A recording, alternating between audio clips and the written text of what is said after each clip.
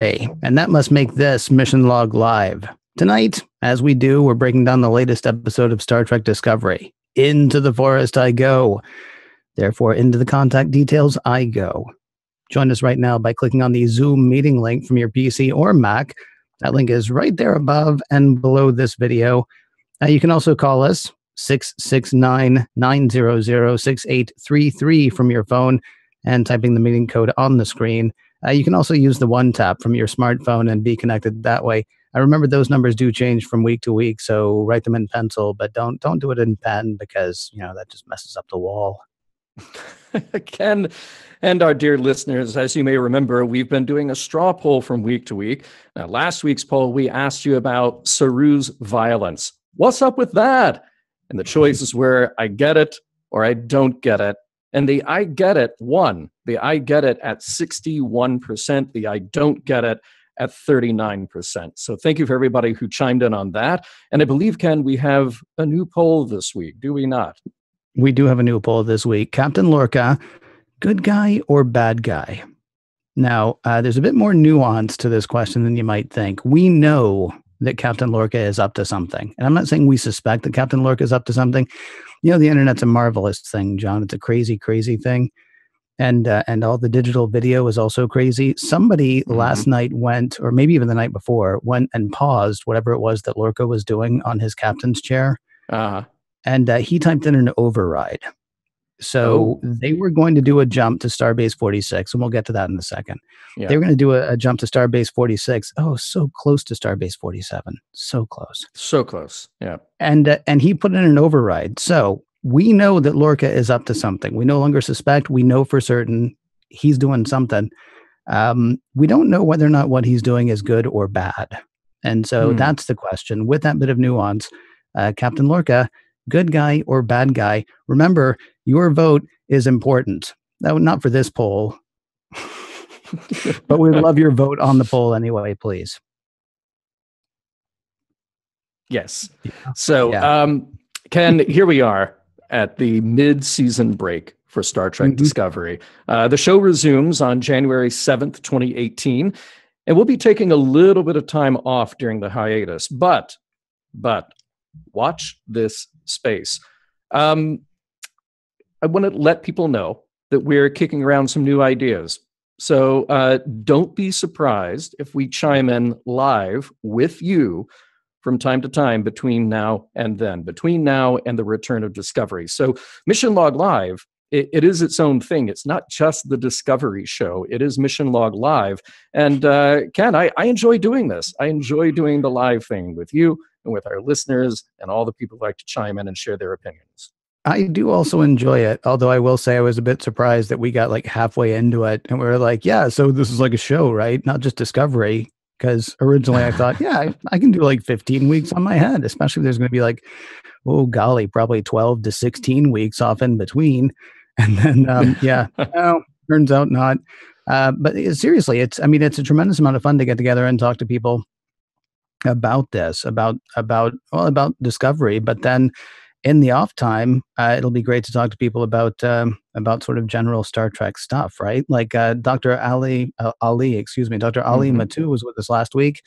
He and I talked afterwards. I so want to spend another hour talking to him, and I would love to bring him back on to talk not just about Discovery, but general Star Trek stuff. Plus, there are going to be novels. There are going to be other things that are always happening in the Star Trek universe. And, if we get bored of that, we can go back and argue about This Side of Paradise.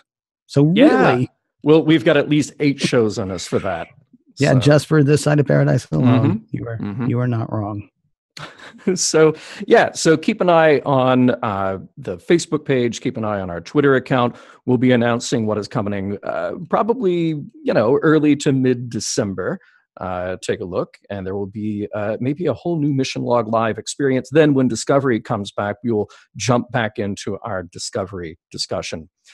So just a quick reminder, if you're joining us live, well done.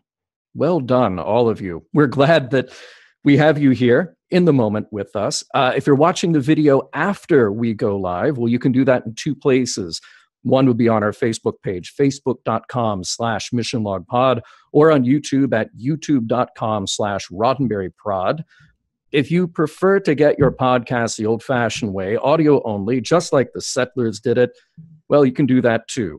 Very soon after this video is done, we will upload the audio-only version into its very own podcast feed. You can find it and subscribe to it wherever you get podcasts, like, say, iTunes. Just search for Mission Log Live. You can also go to podcast.roddenberry.com, or you can find this show, the regular Mission Log, plus Women at Warp and Priority One, and anything else that we are cooking up. It'll all be there. In just a little while, we have Dan Madsen joining us, plus your questions and comments. Before we welcome Dan into the recap, you go. Ken, will you do us the honor, please? I'd be more than happy to. So the Klingons are still on their way to Pavo, and Starfleet wants no part of it. Even though it means the Klingons will destroy the Pavans, Starfleet has ordered the Discovery back to Starbase 46, where everyone will work to figure out how to see through the Klingons' ability to cloak. Now, you can tell Gabriel Lorca what to do, and he will do it. Eventually, they could use the Spore Drive to get back to Starbase 46 immediately, or they could use the Warp Drive, which will be slower. That'll give them 3 hours to come up with a plan to stop the Klingons, which means 3 hours to figure out how to see through their cloak. To make it look good, Lorca orders Stamets to sickbay for a full medical workup. Lorca thinks he's just covering his backside, though Stamets is concerned that Dr. Culber will see the side effects that Stamets has been feeling, and get angry about the fact that he hasn't said anything about them. Culber does see the issue, though Stamets says he hasn't felt any effects. That gets more awkward later, though, when Tilly spills the beans that she knows about the side effects, so yeah. Burnham and Saru have hatched a plan. They can put sensors on the Klingon ship of the dead. Receiving info from the cloaked ship should let them figure out how to read it, even when cloaked. Of course, that means having to beam over, which means making the Klingons uncloak first. They'll do that by being at Pavo when the Klingons arrive, all but daring them to drop cloak and fire. Problem: it'll take days to gather and assimilate the info they need, and they don't have days. Solution: 133 microjumps all around the ship of the dead. They'll build their 3D models super quick, then be ready to aim and fire. Stamets pushes back. This will be very, very taxing on him and the Spore Drive. Then Lorca shows Stamets theoretical maps of alternative universes that they might be able to explore after the war. And Stamets is in. As for placing the sensors, Tyler and Burnham argue that Tyler and Burnham are the best team for the job. Lorca really, really, really does not want Burnham to go, though she logics him into it. On the ship of the dead, things actually go pretty well for Burnham and Tyler. Sensor 1 of 2 placed, then Burnham picks up a human life sign. They follow it and find Admiral Cornwell, still alive. Unfortunately, they also find Laurel, also still alive. And Tyler loses it. He is not there. He's flashing back to unimaginable torture performed on Tyler by Laurel. Burnham shoots Laurel to stop her from advancing on Tyler. The alert, though immobile Cornwell, says Tyler's gone into shock, apparently suffering from PTSD. Burnham can expect no help from him right now. So she takes sensor number 2 and heads out. Second sensor placed by Burnham, Discovery jumps a few times to impress the Klingons. They cloak, and now the real work begins. Disco begins its 133 jumps, collecting data as it drops in and out of being. It's taking its toll on Stamets. Culber wants to stop it, but Lorca says no. They get through the jumps, though it'll take another few minutes to really read the cloaked ship. Eventually, though, they do, beaming Cornwell, Tyler, and an accidental third party back to Discovery. Seeing him start to transport, Laurel grabs Tyler and holds on for the beam out. Things have not been going easily for Burnham, though. At one point, Cole was getting ready to warp away, so she showed herself. Using her communicator and a universal translator, she ID'd herself as the human who killed T'Kuvma. Cole orders her detained, though she challenges him to a fight instead. And they fight.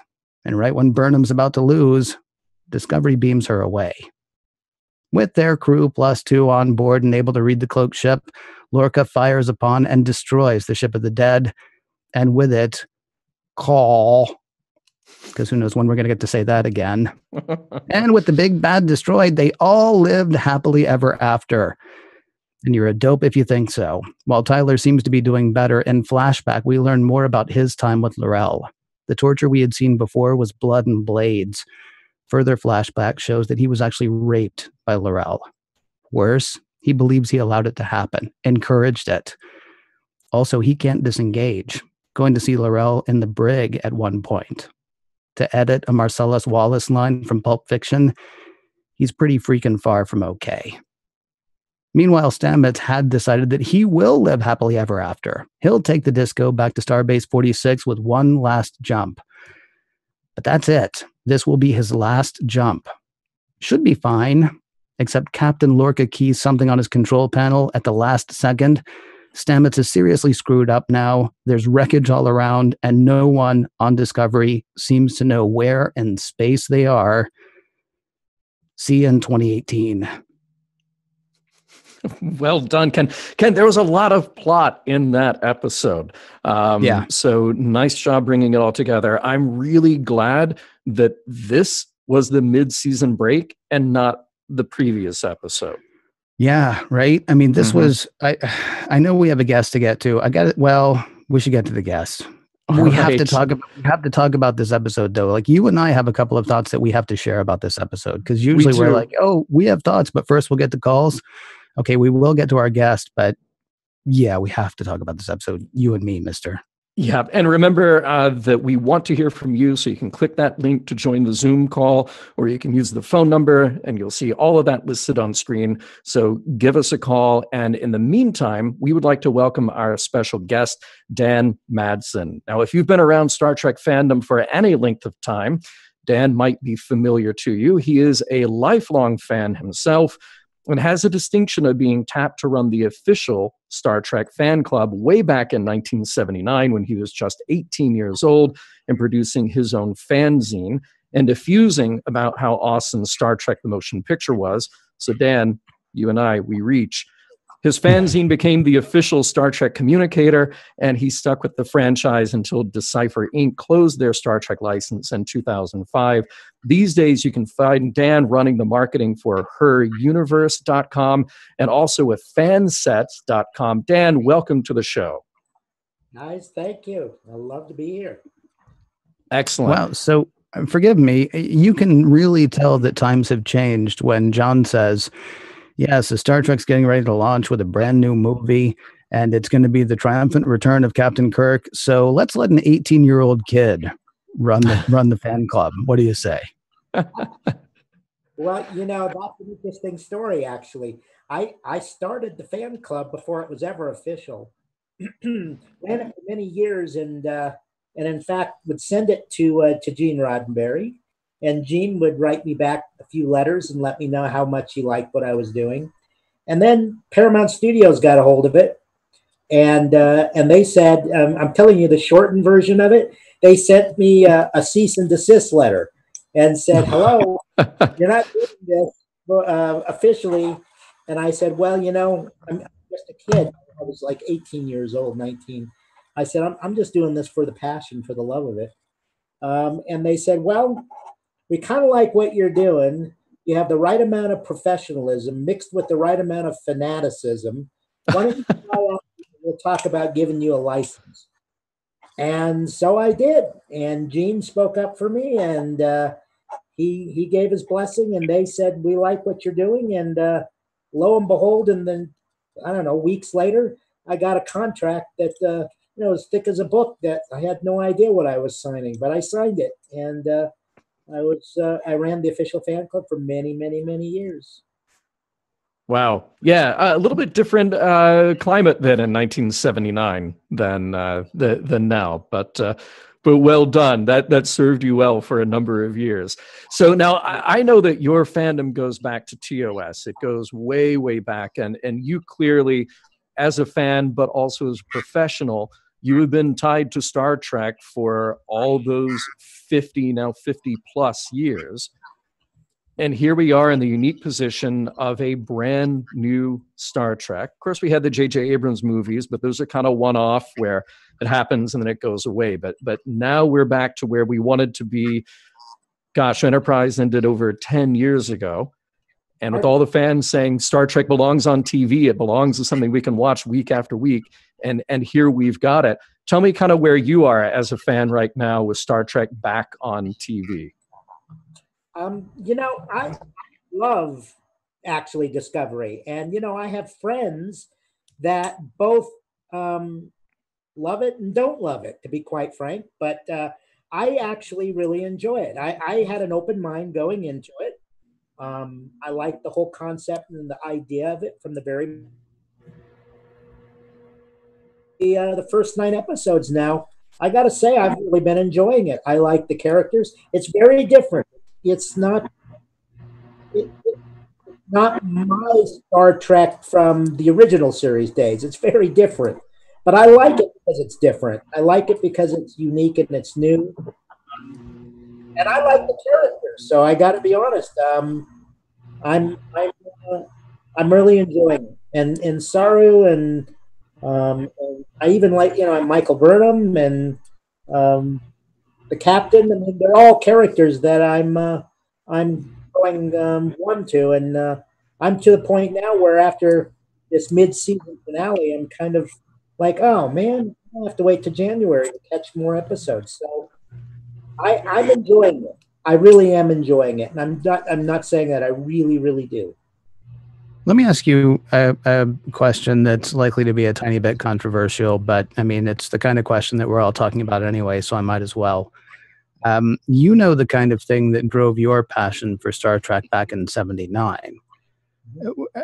While you're enjoying today's iteration of Star Trek, and I'm not trying to take that away from anybody, while you're enjoying that, does it evoke or invoke the same kind of passion? Are you seeing the same kinds of things that you saw? Well, in '79, what was that, like 5 or 6 years ago? Are you seeing the same kinds of things now that you were seeing then? Are you talking about for me or fandom in general? Whichever one you feel like answering, just let us know which one it is. All right, for me, I'll answer it for me. Well, you have to remember, I mean, when I caught the original series in reruns, and I was 14 years old when I first saw the original Star Trek series. So it grabbed me right from the very beginning, and I became, obviously a lifetime fan from that point on. I guess the question is, if Star Trek Discovery were the first thing I had ever seen, would I be, taken with it, and would I become a Star Trek fan from it? I don't know. That's hard to say because there's so much Star Trek history that's come before it, and it's hard for me to look at it without that, preceding it. But I think for me, I'm as excited about Star Trek Discovery as I have been of any Star Trek series since The Next Generation. I'd be honest with you. I think I like Discovery as much, if not more, than any of the other series since The Next Gen. I like the look of it. I like the feel of it.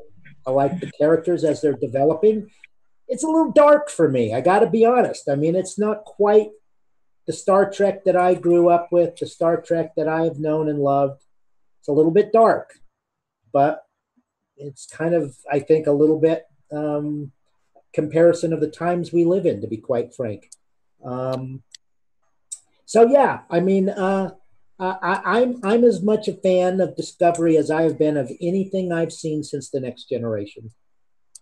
Well, I wanted to ask you specifically about that then, because clearly you're somebody who's been around the franchise for a very long time. You know Star Trek in and out. You've had this foot in the fan world and in the professional world for so long. I read comments both pro and con about Discovery all the time.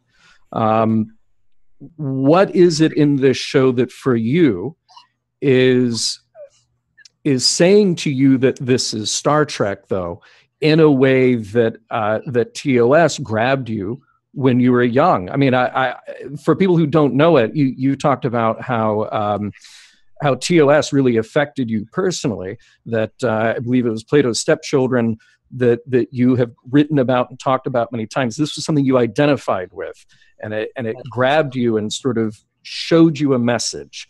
And I'm curious, what is it in Discovery that is emotionally or socially or politically or whatever it is that's resonating with you to say, yeah, I'm behind this show just as much as I was Next Gen or Voyager or DS9 or Enterprise?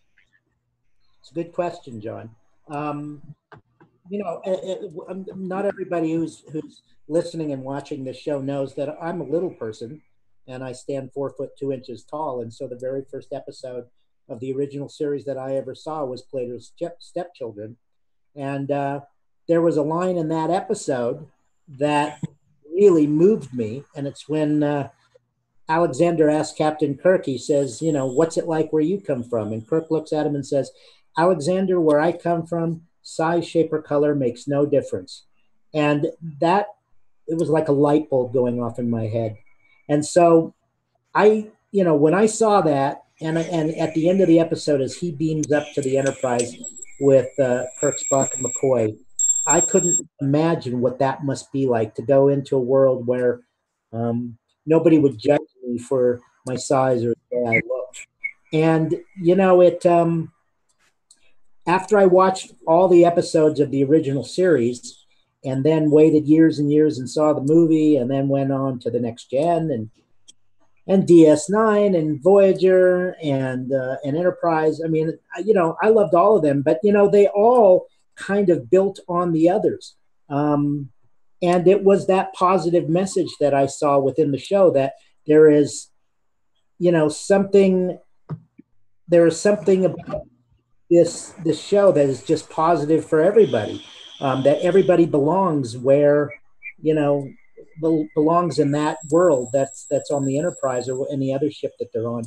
So Discovery, for me, I still see that. Actually, I still see that magic in the show. I still see, even though I realize they're Captain Lorca's trying to paint them as a warship, and I still see the positive attitudes from the crew, the respect for alien life, and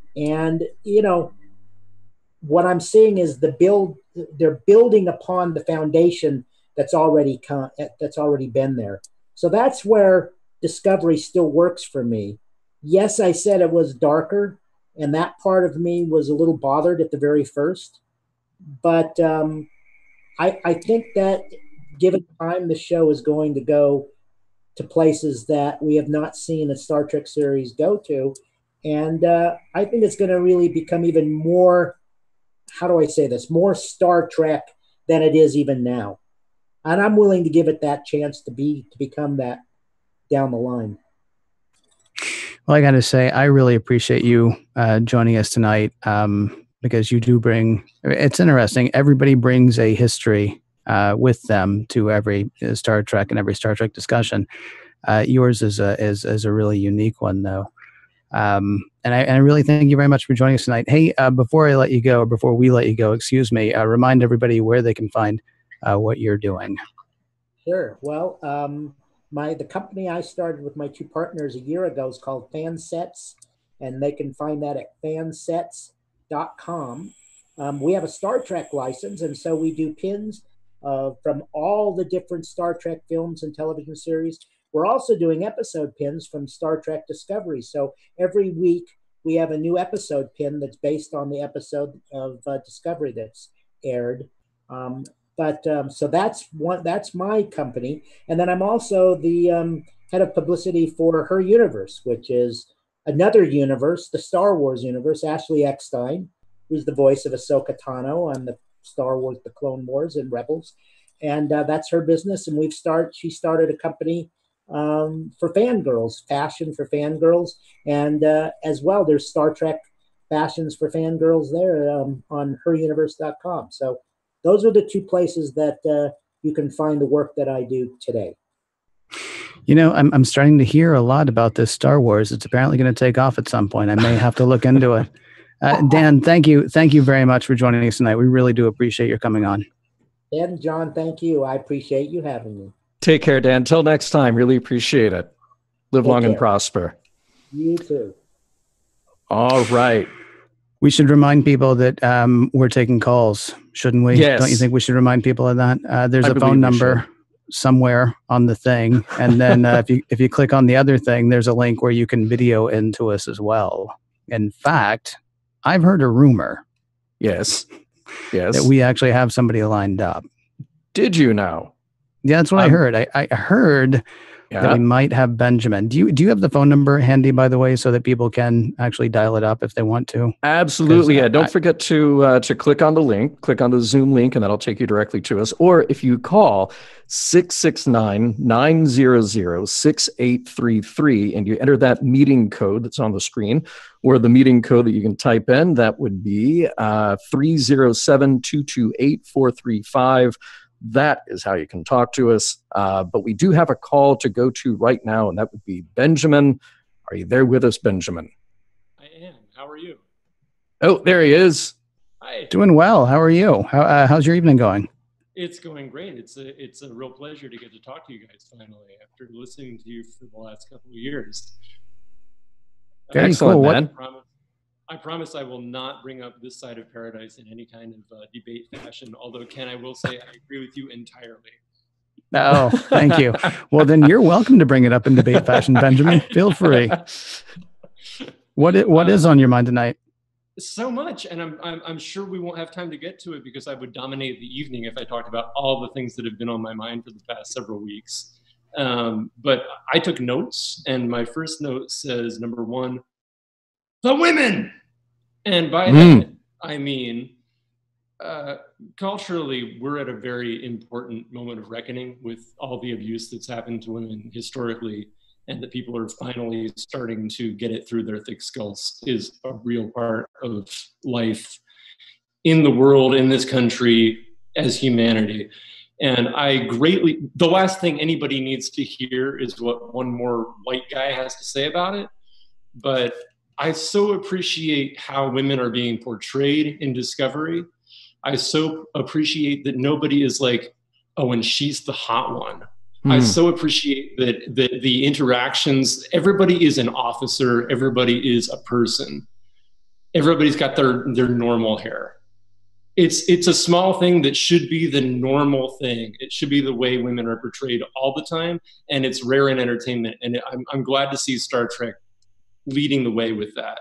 I mean, it's not like they've never done it before. Of course, there's Janeway, but eventually, we got to get somebody in a cat suit in here. You know, Discovery is really doing it across the board, and nobody is being made a spectacle of. Everybody is a member of that crew. That was the first most important thing that I wanted to say that I haven't heard a lot of people talk about. I've seen a couple of comments online, but it has hit me strongly right from the beginning. That is such an excellent point. Thank you for bringing that up. We have not spent a lot of time talking about that on our show, and well said. By the way, before you go to your next point, I sense that there's a little bit of competition among our callers to have the coolest background when they call us. And right now, okay, not only are you representing, you have the Discovery badge on, but you have... That's just my toothpick. Oh, okay. Nice. Nice. But well done. you have, I want to come hang out at your place because you have the coolest background right now.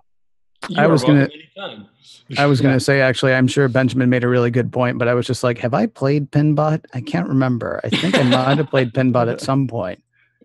When I was 12 at the Virginia Beach Boardwalk, Pinbot was the game that made me fall in love with pinball. So nice. Forgive me for doing this. Do you remember Matahari? I do. That pinball machine. Yeah, that was one of my favorites. For some reason, that had really good playability, and also the Black Knight. But this will be for our pinball podcast, which is not coming up until like 2157. Right. Yeah. Yep. After all the other podcasts. Yep. What else you got for us, Benjamin? Right off the bat, the very first episode, I love that we are dropped right in the middle of Burnham's Kobayashi Maru moment. And I love that nobody put a fine point on that. I don't know if the writers even intended it that way, but that's certainly what I took from it. She's in a no-win scenario, and she's doing the best thing that she can think to do at great personal expense. I love that is where we start this story. It's a very Star Trek humanistic way to start a story. it gives us so much opportunity to explore her character and redeem her character in the eyes of everybody else. And they did it a lot more subtly than what they did a couple weeks ago with having her and Ash Tyler recite chapter and verse of the needs of the many outweigh the needs of the few, because up to this point, I never thought of that as like a Vulcan bumper sticker truism.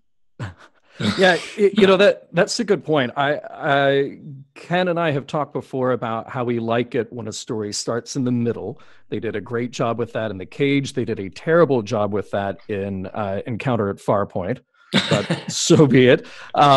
They didn't even do that job. Yeah, right, exactly. But the thing that you're describing is that we can have this big, long discussion about the relative optimism of Discovery versus other Star Trek.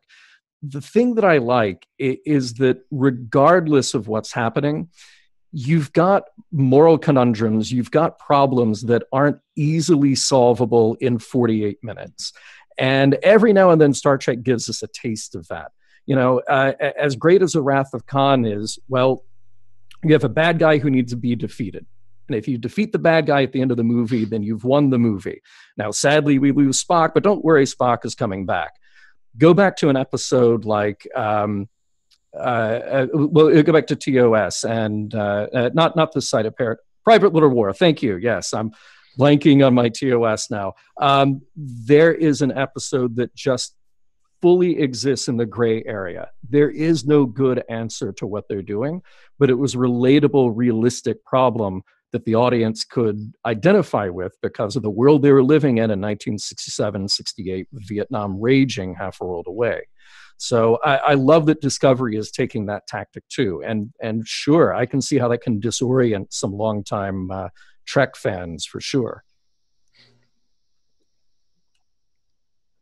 Or why I suggested the poll question of Lorca, good guy or bad guy. I mean, you and I still, and we haven't gone back to it because there's been so much other stuff to talk about. But you and I, at the end of the two-parter, at the end of Battle of the Binary Era, at the Binary Stars, still weren't sure whether what Burnham had done was the right thing to do. I mean, obviously, insurrection, we would generally say, no, that's not a good thing to do, or mutiny. Generally speaking, not a good thing to do, but she was trying to do it for a greater purpose. And I think that's one of the reasons I was interested in tonight's poll question as well. John has said on more than one occasion, they're not just handing us Star Trek in this series. And so Lorca looks like a bad guy. Lorca has looked like a bad guy several times. And I'm not convinced that when we get to it, he's actually going to be. And so I'm curious what vibe people are picking up off of that. But yeah, it's really interesting. The only mustache twirling villain we've had is Mudd.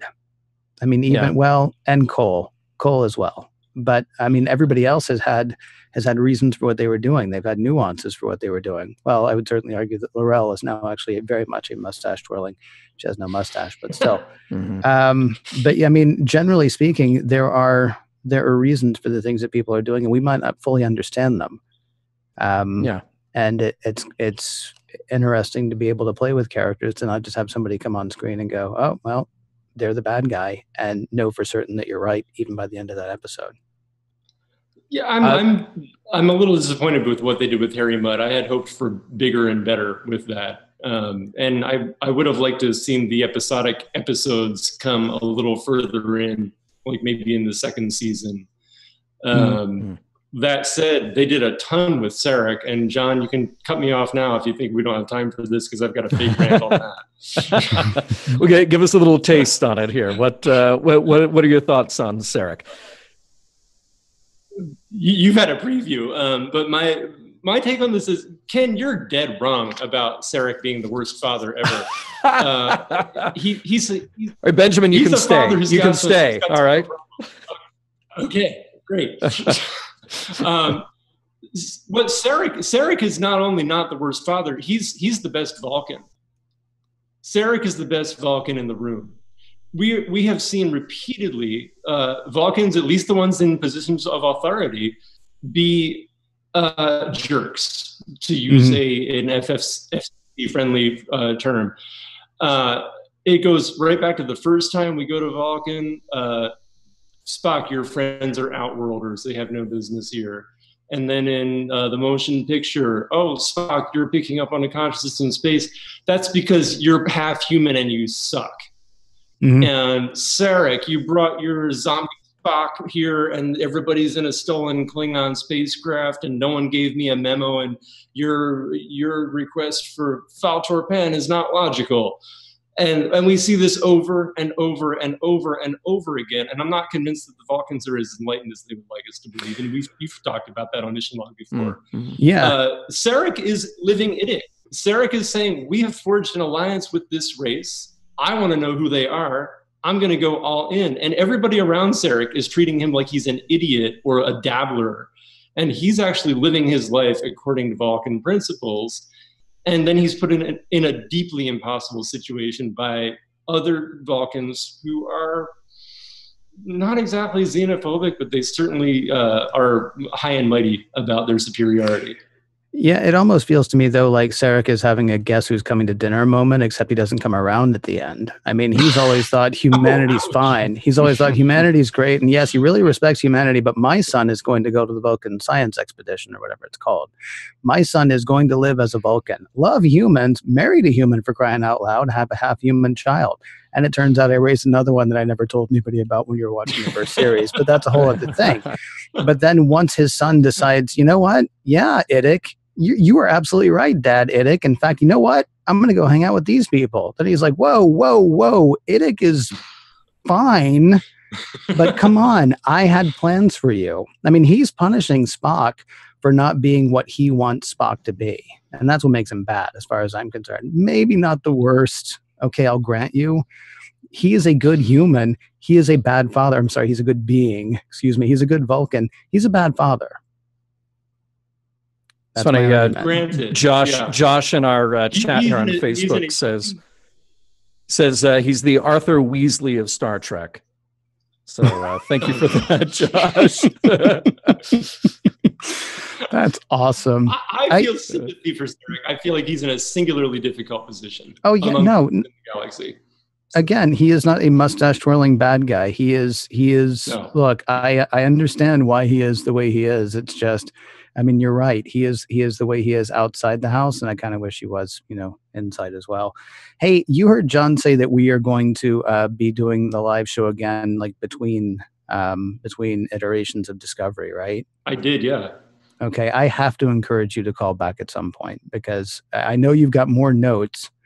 Yeah, and personally, I'm finding this discussion fascinating. So, if you will, please. That is the highest flattery you could have given me, sir. Thank you very much.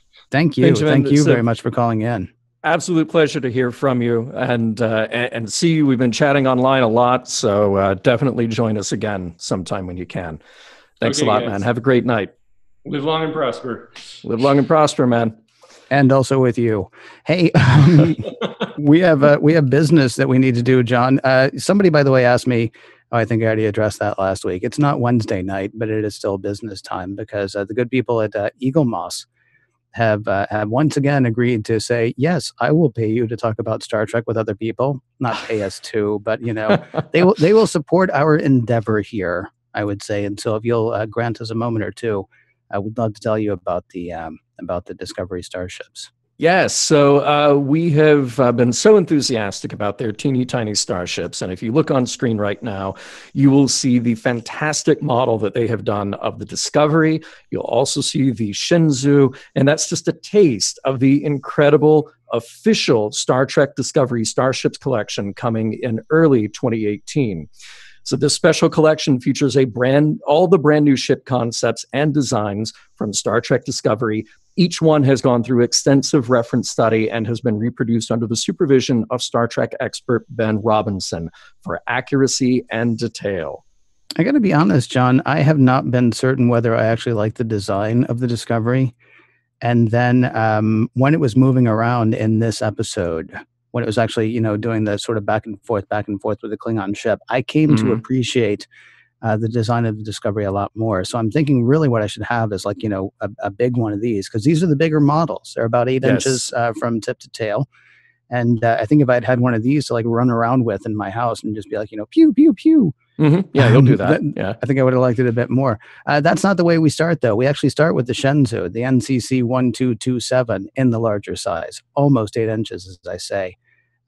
Each ship comes with a display base. Each ship comes with a magazine that tells you about both the design in this world and also, sort of the in-universe stuff. And the attention to detail is the same as you've come to expect on the tiny little starships, only bigger. And important to note, there are limited quantities of these ships coming in early 2018. So right now is the time to guarantee your subscription by reserving your first ship, the USS Shenzhou NCC 1227, for only $9.95 with free shipping. The ship itself will be sent to you on or before January 31st, 2018. New models will then ship monthly and be delivered directly to your door. Subscribers also enjoy an exclusive 20% discount on every starship in the series, along with free shipping. And you may cancel your subscription at any time, but why would you? Because look at these things, they're beautiful. They are indeed. Plus, pew, pew, pew, pew. For details on the entire collection and to reserve your place among the first to subscribe, please visit eaglemoss.com/discovery starships. That address again is eaglemoss.com/discovery starships. And a super big thanks to Eagle Moss for sponsoring our discovery of Discovery these many weeks. Hey, Ken, by the way, update on the poll here, talking about Lorca. So 67% say good guy, 33% say bad guy. I didn't ask you what you think. Well, we always say that that's putting a thumb on the scale, so maybe we shouldn't do that. Maybe we shouldn't. Yeah. Maybe we shouldn't say right now. Maybe we should wait until it's all done and then say what we thought. I tell you what, I will say this. I like the character of Lorca. Yeah. I mean, from the minute I said this in our first show when we met him, which was episode 3, it had that Gary Mitchell vibe where it was just the guy belongs there. He's been there forever. You totally believe it. He belongs there. And he's sort of magnetic to watch on screen because of that. You just believe it. Everything that he's in, whether he's being manipulative and horrible or potentially maybe having some heart toward his characters, toward his crew. You just believe it. So we don't usually take a tremendous amount of time to talk about the actual production of the production, but since you've kind of approached that, because I think part of that has to do with the writing, but part of that also has to do with Jason Isaacs. He's just, and when he came in with the Southern accent, I wasn't 100% certain. I don't see anything wrong with his British accent. And yet there he was with that. And man, he's nailed it. Not quite in the way that, 5 minutes before the show's over, Patrick Stewart's going to give you something to really chew on, right?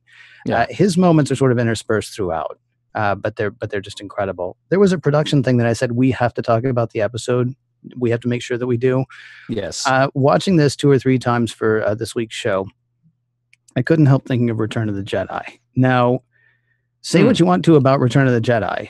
Ewoks, I said it. I said Ewoks. Yeah, well, there you go. And you're not wrong. No. But towards the end of Return of the Jedi, it really does a really good job, right? I mean, there's the fight on Endor, there's the duel on the Death Star, and then there's the flight to destroy the Death Star. And we got that in this episode as well. And I noticed it when I was writing the recap. It's like, do I want to go back and forth and back and forth and back and forth to everything, or do I want to separate these out? But they were cut, they were interspersed so wonderfully. You said earlier that you're glad that this was, maybe you said it, or maybe it's in your notes. I apologize if I'm jumping ahead. You were glad that this was the episode for the cliffhanger. Yeah. Because I mean, it was pulse pounding. It got us to the end. And then of course it turns out, oh, we're not even close to the end because now we have no idea where we are and what's all that stuff floating around outside. This might be my favorite episode so far. Just technically speaking. I mean, it was just so well done. And then on top of that, there are the horrors that were experienced by Tyler. We saw that without seeing it. I mean, there was so many jump cuts and so many quick cuts that honestly tends to be much more jarring than like, oh, we're going to show them cutting off the top of his head or whatever's happening. Because I don't even know what was happening in half those scenes because it was like that. this particular episode was just from a production standpoint, I think, just a tour de force. Yeah, we didn't really talk about it last week, but I have to admit that last week's episode was not my favorite. You know, I thought there was a lot of good, meaty stuff that we got to talk about. I enjoyed talking about Saru. I enjoyed talking about the sense of exploration in the episode. But yeah, it really didn't do as much for me as some of the other episodes. The Harry Mudd episode really stood out to me because it was a change in pace and style for this Star Trek. To have essentially a standalone episode in the middle of this big arc was kind of cool to see, and there was a lot of fun with it. They took a familiar Trek trope and then just sort of turned it on its head. So I was glad to see that. But then what we got last week, I just sort of felt like, okay, it's an episode. I'm not heavily invested in it one way or the other. This one blew me away. And there was something about it that I felt like, going back to this ongoing conversation about the relative positivity or optimism in the show, even though you have this incredibly difficult background, the war that all of these characters are faced with, you do have a crew that seems to be coming together more and more every week. Now you go to that scene with Stamets and Lorca, and is Stamets being played by Lorca? Well, okay, maybe not. Is the need there genuine? Yes. Are the other characters there sort of having each other's backs?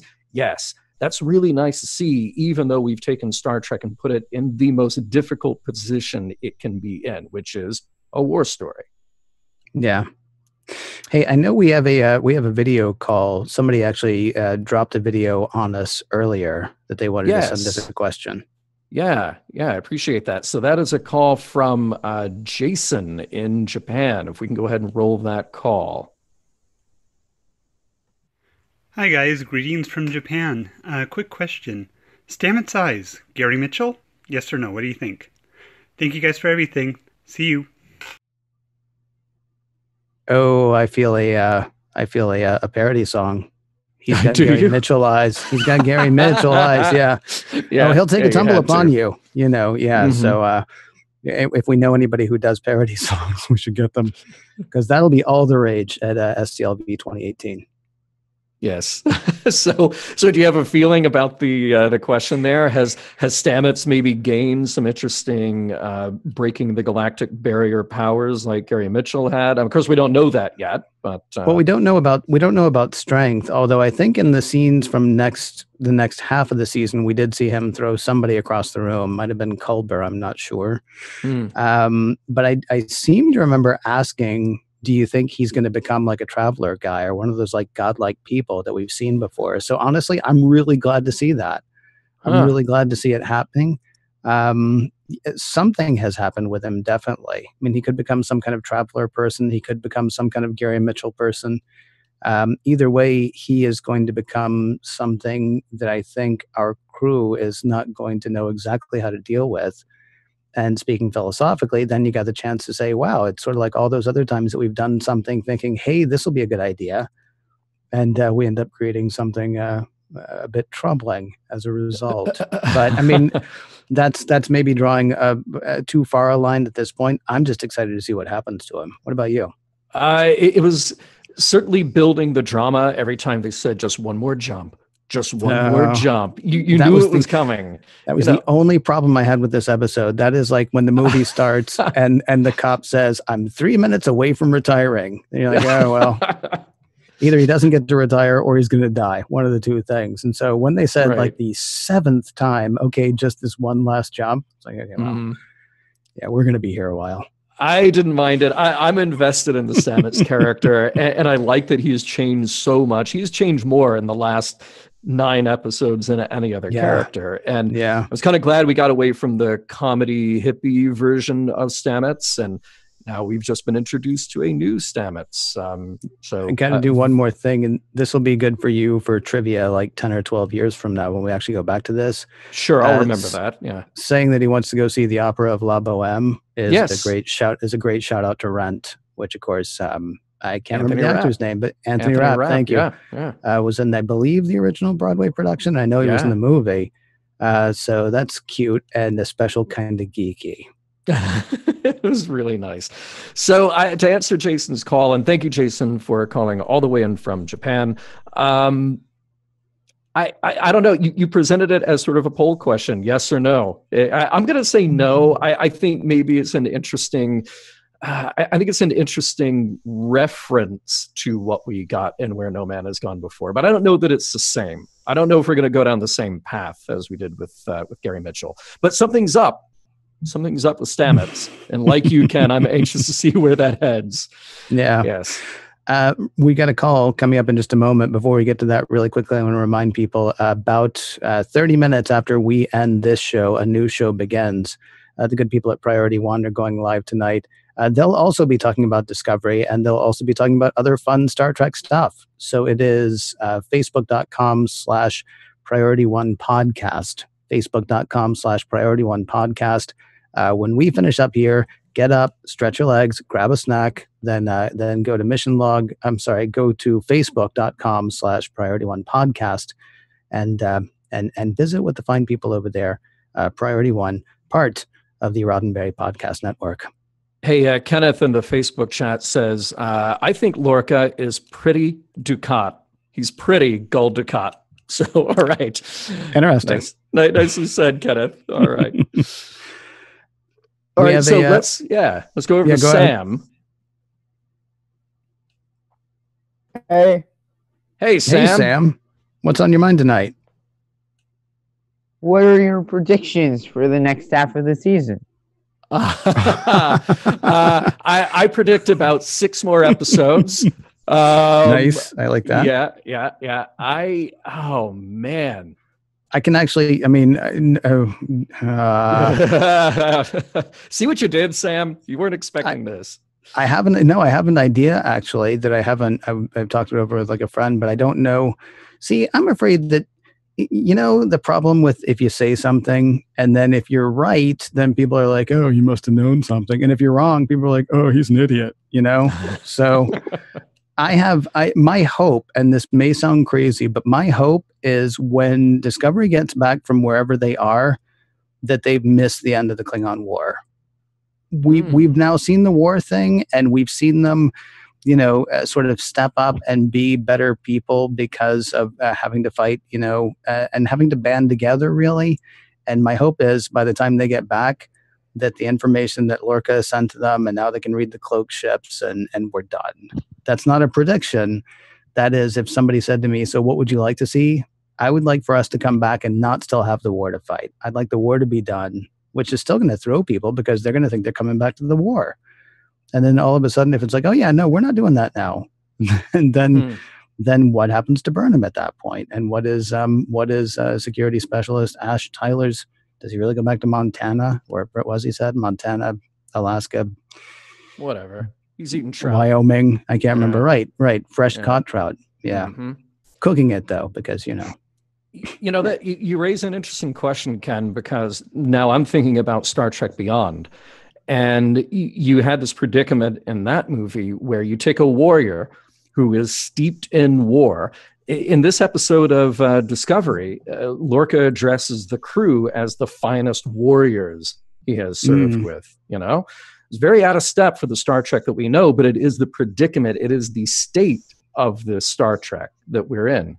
And you had this problem with the end of Beyond where you have a character who can't sort of rewire his mind for a world where there is peace, for a galaxy where peace is the goal.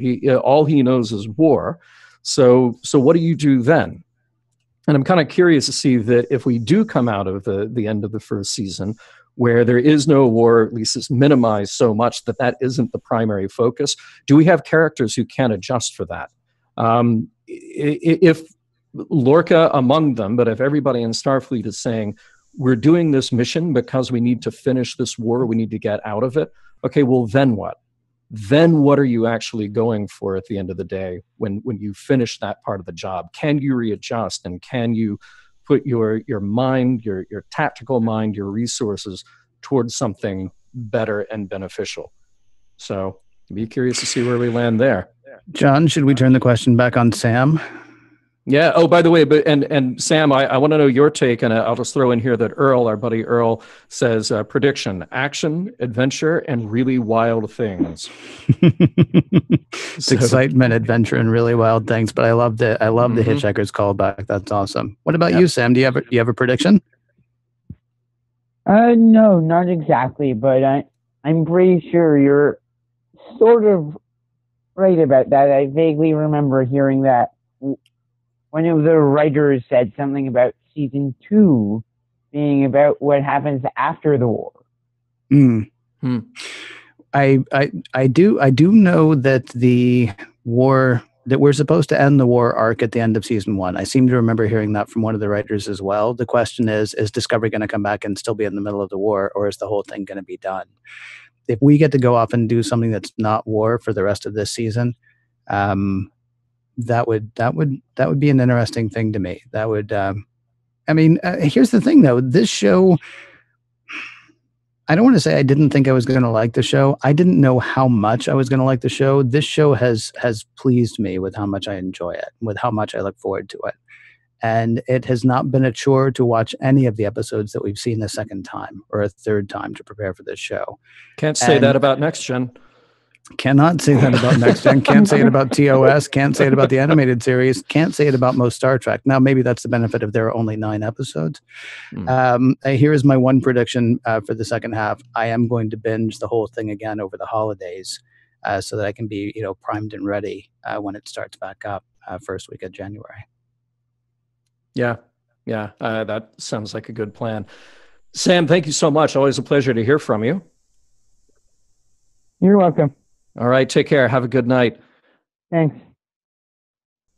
We should remind people, we're on the Twitters. We're on the Twitters someplace. And of course, we're on the Facebooks as well. So keep an eye out for when, because there are lots of questions, around Discovery, but then there are lots of sort of like bigger questions, bigger Star Trek questions, the kind that we asked Dan when we had him on earlier, that we don't really necessarily get to talk about in this one short hour that we spend with people every week.